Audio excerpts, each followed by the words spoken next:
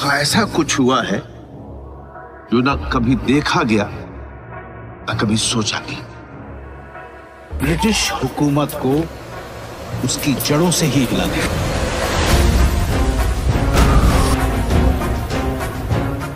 क्या RRR में अजय और आलिया भट्ट की कास्टिंग हिंदी ऑडियंस को अट्रैक्ट करने के लिए की गई? इस पर SS राजामौली ने क्या कहा?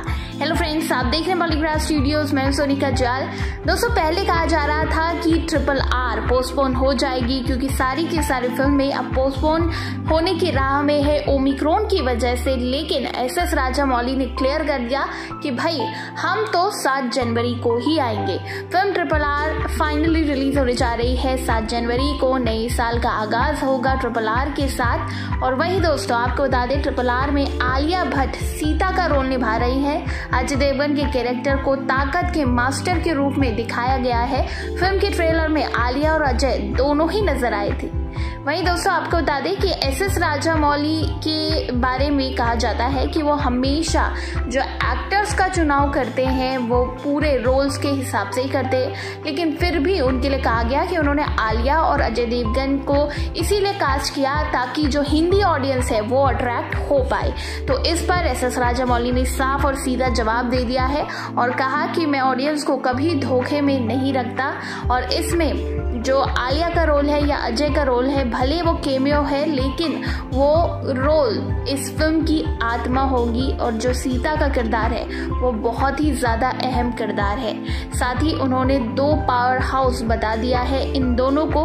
कोई एक व्यक्ति है जिसे उन्हें बैलेंस करना है, जिसके पास क्षमता और ताकत है। तो वहीं आलिया भट्ट जो सीता का रोल निभा रही है वो भी बहुत ही ज्यादा प्रॉमिसिंग कैरेक्टर होने वाला है। तो केमियो है लेकिन दमदार कैरेक्टर है। वहीं SS राजामौली ने कहा कि अगर मुझे ऐसा करना होता तो मैं बाहुबली या मक्खी में भी ऐसा ही करता, लेकिन मेरे माइंड में क्लियर है कि मैं एक्टर्स की तलाश उनके रोल्स के हिसाब से, उनके कैरेक्टर के हिसाब से करता हूं और बाकी चीजों से SS राजामौली को कोई फर्क नहीं पड़ता क्योंकि उन्हें अपने काम पर 100% भरोसा है।